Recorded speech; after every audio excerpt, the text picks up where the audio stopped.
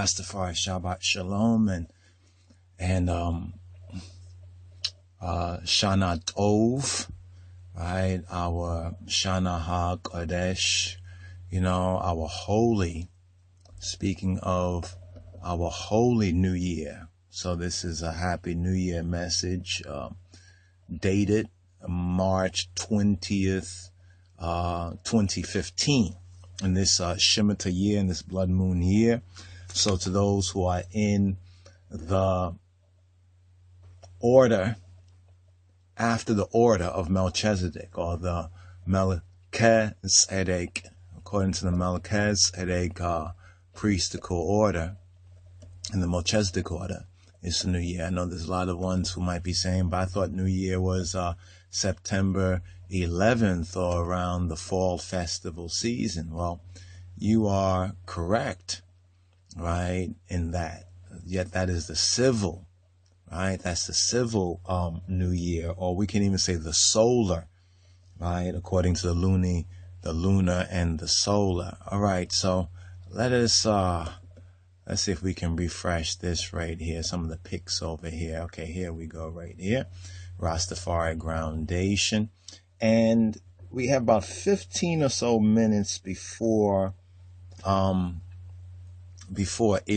before we go on the air with Discipleship Radio. Yikrita, my bad. Some of the coordination in the first part. So we're going to have a little abridged broadcast this time. But this particular vid right here, in the interim, I was seeking to prepare and share with the eye a teaching on Ra, right? Or really Ray, but Ra and Rastafari. It might be because of this blue too, right? This blue right here. Let's bring this page open. Give thanks once again to Wyndham Aaron for this RSS number 24. This how can you say, visual presentation slide? One of the slides right here, and you can see it a little bit better right here. Right, you can see a little bit better right here. So we want to touch on a Ra, so-called Ra star, right, and Rastafari.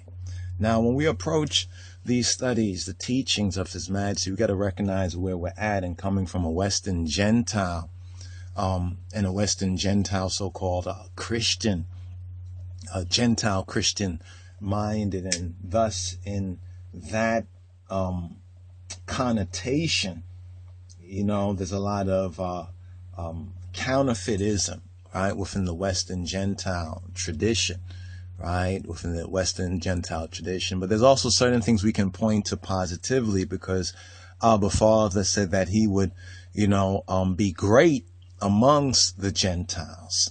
So although we can see the so-called bad and the negative, we have to recognize that in the righteousness of Yeshua HaMoshiach, to the glory of our Abba Father, is good over evil, right? So we look for the good, and by looking for the good, the evil is going to make itself known and obvious.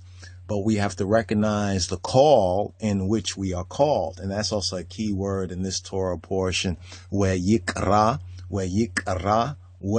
and Yikra, and He called. So it is He called, but literally, and He called, where Yikra.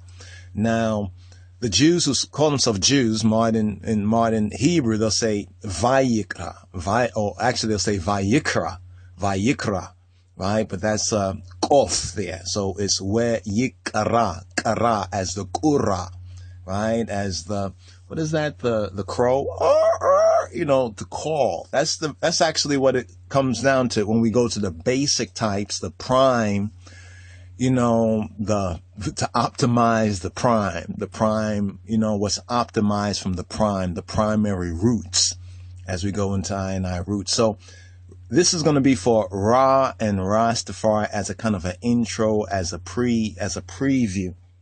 I'm keeping a track on the time. We're going now to the 1 a.m. So it's going to be on Ehud. It's going to be a first day churchical on the air and in the spirit. And this is on the Discipleship radio, the blog talk. You can see right there, we got about 11 minutes. And the overdrive is going to be the first and the only portion for this Torah portion, reading and feeding. But it's still very important. And hopefully ones and ones, by the time this gets uploaded, it probably will be already have gone through, and may, Jah bring that forward in Yeshua's name to a good and a beautiful conclusion of that particular matter. But this is blue.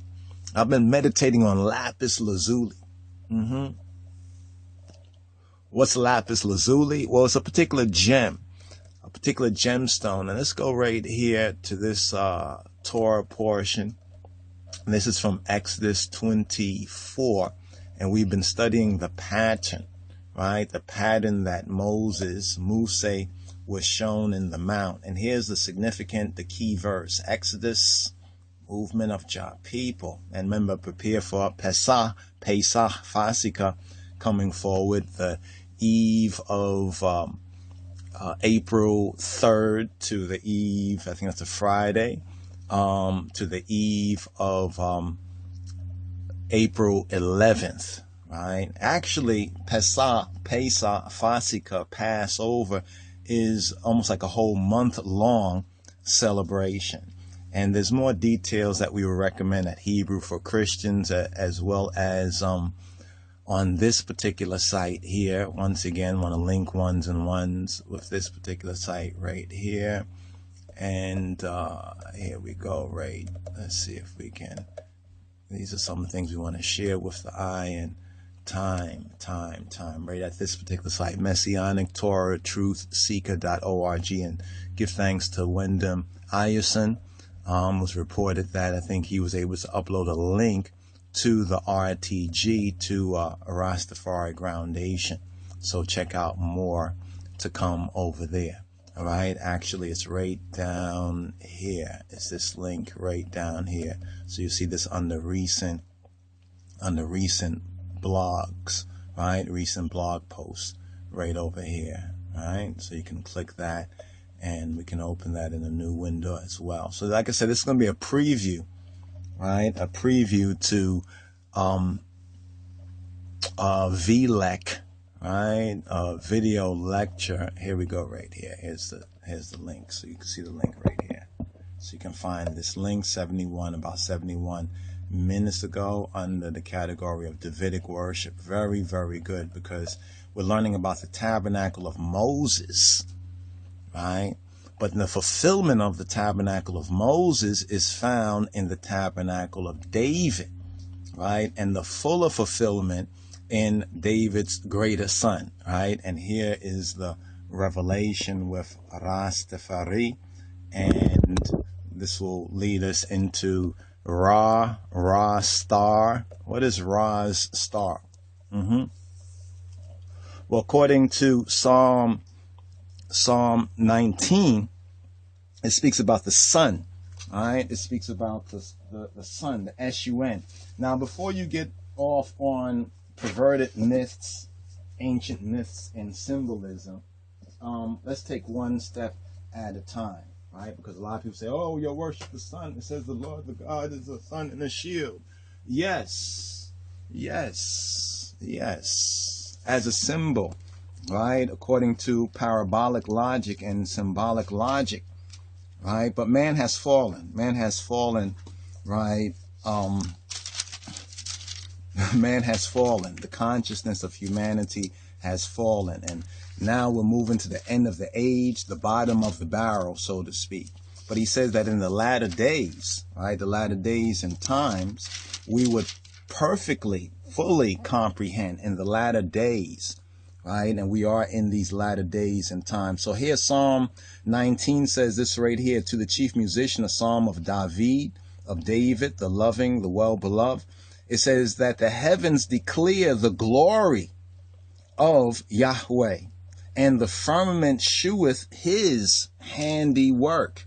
Day to day uttereth speech, and night to night sheweth knowledge. There is no speech nor language where their voice is not heard. Their line is gone out through all the earth, and their words to the end of the world. In them hath he set a tabernacle for the sun. So in them, in what is them? What's the them we're talking about? What's the subject matter right here?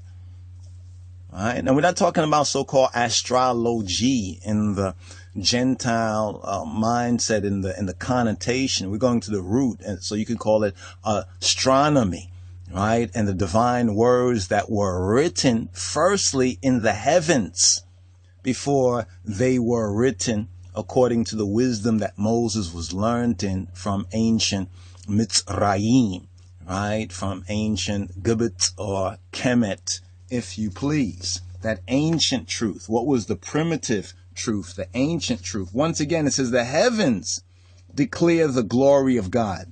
That's why we say Happy New Year, because this is a very special New Year season. We're in the Rosh Chodesh, the new moon, the supermoon, the vernal equinox aligning with the solar eclipse, leading off this first month, the beginning of months for us, right? As Hebrews, as Ethiopian Hebrews, as righteous among the Gentiles, right? We have to understand and comprehend the pattern that was shown to Moses in the mount. What was that pattern? What was that type and that typology that was shown to Moses in the mount? Right now, you see at the top we have a Hebrew, and the Hebrew says Yahweh Yireh. Yireh. Yireh is the Hebrew Ra. Right? Well, we don't say Ra, I mean evil. Obwe Ra. Right? We don't say Ra. So the pronunciation is important. We say Array. Right? In the verb sense, Yireh, which means he will see to it. He will see to it. He will provide. This is why Abraham's concubine, or in some versions his wife, Hagar, the Mitzramit, right, or the Mitzrami, right, the Egyptian, she said, Ber lachai roi, right? You are the well of the living. Roy. Roy is another Hebrew way of saying Arai, which also relates to the shepherd. Yahweh is I shepherd, because he will see to it. He will provide. And this connects with the true blue, right? The word blue in the Ethiopic is Samayawi. The word for heaven is Samai. The word for heaven is Samayat, or heavens is Samayat. In the Hebrew, from the same root, is Shammai, Shamayim. And Psalm, Tehillim, the praises, the lifting up. Psalm 19 says, the heavens, the Shamayim, declare the glory of Elohim. And the firmament showeth his handiwork. That firmament, remember from Genesis chapter 1, the firmament between the waters and the waters above and the waters below. In fact, they are blue because that is, some say that's a reflection, some say it's an illusion, but yet we see the blue. It says day to day utters speech. So every day utters speech. Night to night sheweth what? Knowledge. But the bright lights of the city, they block that knowledge, so therefore the ignorance. There is no speech nor language where their voice is not heard, speaking about the voice of the heavens. And there it says their line is gone out through all the earth, and their words to the end of the world. To the end of the what? The world. The end of the age. In them hath he set a what? Tabernacle. The Mishkan. For the sun. S-U-N. Right? Shemes. Right? Which is as a bridegroom coming out of his chamber, and rejoiceth as a strong man to run a race. His going forth is from the end of the heaven, the Shamayim, and his circuit to the ends of it. There's ends of the heaven? And there's nothing hid from the heat thereof. Now, brothers and sisters, we're about to actually go on the air about right now. So I'm about to get ready I'm going to have to pause for the cause, brothers and sisters, but I really don't want to right here. And I know some of y'all don't want me to, right? But stay tuned. Verse 7 is going to begin with the law. right? The law of Yahweh is perfect, converting the soul. The testimony of Yahweh, of Jah's way, truth and life, is sure, making wise the simple. The statutes of Yahweh, of Jah's way, truth and life, are right, rejoicing the heart. The commandment of Yahweh is pure, enlightening the eyes. The fear or the reverence of Yahweh is clean, enduring forever.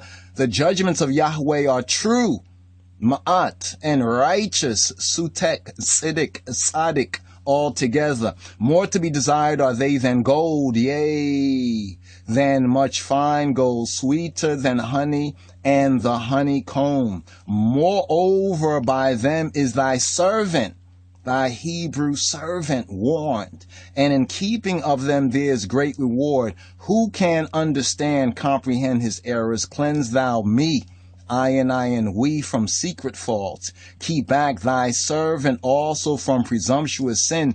Let them not have dominion over I and I. Then shall I and I be upright, and I shall be innocent from the great transgression.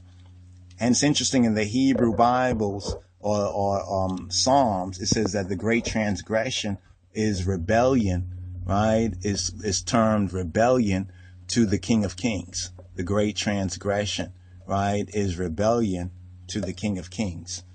Very interesting, right, that the Jews acknowledge that in their Psalm Tehillim. Last verse: make the words of I mouth and the meditation of I heart be acceptable in the eyesight. Abitu, I father, his father, O father, Abba, of the house, my strength and my redeemer. So brothers and sisters, look more to come. Y'all willing, tune in, if the eye can, to the rebroadcast coming forward, right? The rebroadcast coming forward. And here we go. We're on the air. Shalom, Tafari.